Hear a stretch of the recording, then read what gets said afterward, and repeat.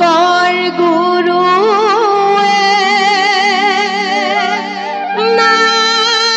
নামঘৰ সাজিলে,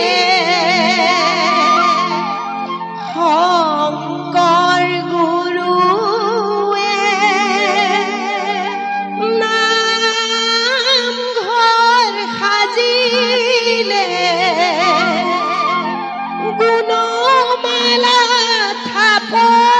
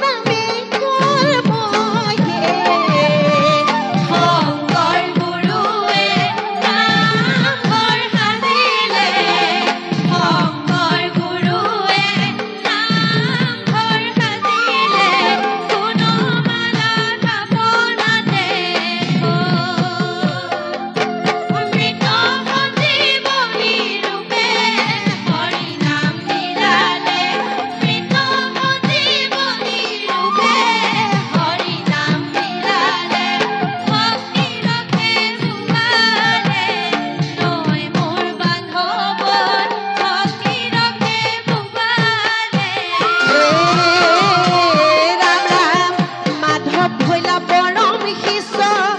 গুৰু শংকৰদেৱৰ বুৱাই দিলে দুয়োজনে নদী হৰিনামৰ মাধৱ ভৈলা পৰম শিষ্য গুৰু শংকৰদেৱৰ বুৱাই দিলে দুয়োজনা নদী হৰিনামৰ লৈলে শংকৰ গুৰু ধৰণে শংকৰ গুৰুৱে নামঘৰ সাজিলে শংকৰ গুৰুৱে নামঘৰ সাজিলে বনমালা থাপনাতে মৃত সঞ্জীৱনী ৰূপে হৰিনাম বিলালে মৃত সঞ্জীৱনী ৰূপে হৰিনাম বিলালে ভক্তি ৰখে ভুৱালে নৈ মোৰ প্ৰাণৱত ভক্তি ৰখে ভুৱালে আমি আচলতে এটা বিৰাট ডাঙৰ অসমীয়া জাতি আমাৰ জাতিটোৰ নিচিনা পৃথিৱীত কোনো নায়েই এটা কথা কেতিয়াবা ভাবিবচোন আমাৰ সকলোৱে মনৰ ভাৱনাবোৰ বেলেগ আমাৰ ভাৱ চিন্তা সকলোৰে বেলেগ মানুহৰ শৰীৰটো বেলেগেই নহয় কিন্তু এতিয়া যে আমি সকলো একে ঠাইতে বহি আছোঁ এতিয়া কিন্তু বেলেগ কথা আমাৰ মনত একো নাই হয়নে আমি মাত্ৰ এটা বিন্দুত উপস্থিত হৈ আছোঁ সেয়া হ'ল পৰম পুৰুষ প্ৰভু ভগৱন্তৰ নাম কোনে দি থৈ গ'ল গুৰুজনাই আমাক দি থৈ গ'ল নহয়নে আৰু আমাক ইমান তত্ত্ব কথা দি থৈ গৈছে যে মহাপুৰুষ মাধৱদেৱে শংকৰ গুৰুক যেতিয়া শৰণ ল'লে তাৰ পাছত কিন্তু মাধৱ মহাপুৰুষৰ সমস্ত ত্যাগ কৰি শংকৰদেৱক কিন্তু উজ্জ্বল কৰি থৈ গুচি গ'ল হয়তো যদি মহাপুৰুষ মাধৱদেৱ নাথাকিলেহেঁতেন আমি শংকৰদেৱক গুৰু হিচাপে কেতিয়াও নাপালোহেঁতেন হয়নে আমি সকলোৱে জানো গতিকে গুৰু আৰু শিষ্যৰ যিটো সম্বন্ধ এই সম্বন্ধটো শংকৰদেৱ আৰু মাধৱদেৱতকৈ বেলেগ কোনো নাই আমাৰ মাজত নতুন প্ৰজন্মৰ যুৱক যুৱতীসকল আছে বোৱাৰীসকল আছে আপোনালোকে অন্ততঃ নাম আচলতে উপদেশ এই দিহানামবোৰ ইয়াৰ পৰাই আমি উপদেশ ল'ব লাগিব আমি কেৱল নাম গালেই নহ'ব এতিয়া শংকৰ মাধৱৰ যিটো গুৰু শিষ্যৰ পৰম্পৰা সেই কথা আমাৰ ল'ৰা ছোৱালীক আমি কিন্তু শিকাব লাগিব যে গুৰুক সদায় সন্মান কৰিব লাগিব কিন্তু আজিকালি কি হৈছে আপুনি কাৰোবাক বাট দেখুৱাই আগলৈ লৈ গৈছে দুদিনমান যেতিয়া অকণমান আগবাঢ়িছে আপুনি সেই গুৰুজনক আচলতে ভৰিয়ে লঠিয়াব নালাগে কৰ্মই যেতিয়া লঠিয়াই এই লঠিয়াই থৈ আগবাঢ়িব বিচাৰিছে কিন্তু সেয়া আচলতে সনাতন ধৰ্মৰ আমাৰ সভ্যতা সংস্কৃতিৰ তেনেধৰণৰ কোনো লক্ষণ চৰিত্ৰ বৈশিষ্ট্য নহয় সেয়া সময়ে সময়ে সকলোকে দিব কিন্তু আমি নাম কোৱাৰ উদ্দেশ্য আমাৰ এইটোৱে হ'ব লাগিব তাৰ পৰা আমি কিবা বাবা সংস্কাৰ হ'ব লাগিব গতিকে মহাপুৰুষ মাধৱদেৱ আৰু শংকৰদেৱৰ এই কথাখিনি আমি নৱপ্ৰজন্মৰ মাজত সদায় কিন্তু শিকাব লাগিব আৰু হাজাৰী ঘোষাৰ মাজত মাধৱদেৱে কৰি থৈ গ'ল যে শংকৰৰ বিনে আমাৰ গুৰু নাই সেয়েহে লিখিছিলোঁ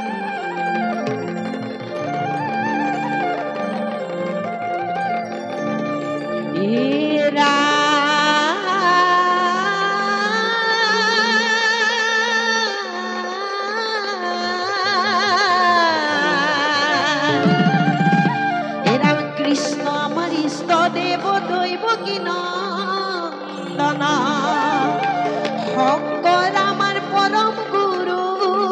কৰো বন্দনা ৰাম শৰণ দিলা ভজন দিলা দিলা হৰি নাম ৰাম শৰণ দিলা ভজন দিলা দিলা হৰি নাম তোমাৰ চৰণে কৰো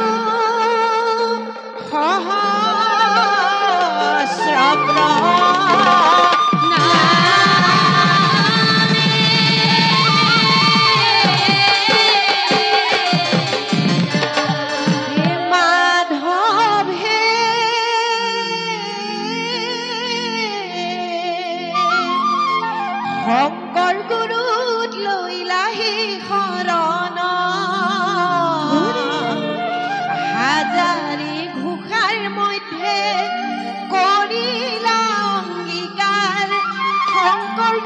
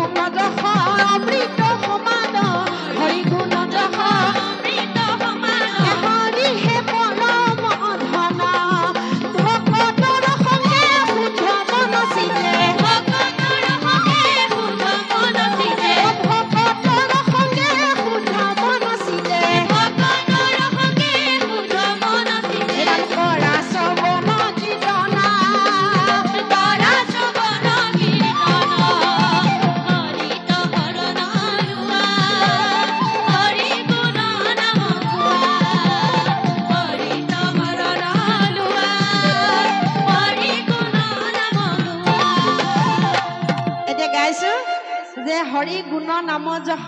অমৃত সমান হৰিহে পৰম ধন ভকত তাৰমানে নাম গাবলৈ আমি অকলে নোৱাৰো ভকত লাগিব ভকতৰ সংগে শুদ্ধ মনচিতে ভিতৰখনো কিন্তু শুদ্ধ হ'ব লাগিব হয়নে এই নামবোৰ কেতিয়াবা শুই থাকোঁতে ভাবিবচোন নামৰ কথাবোৰ শুদ্ধ যদি মন নহয় নাম এই ৰস নোলায় এয়া হ'ল আমাৰ স্বতঃস্ফূৰ্তভাৱে অহা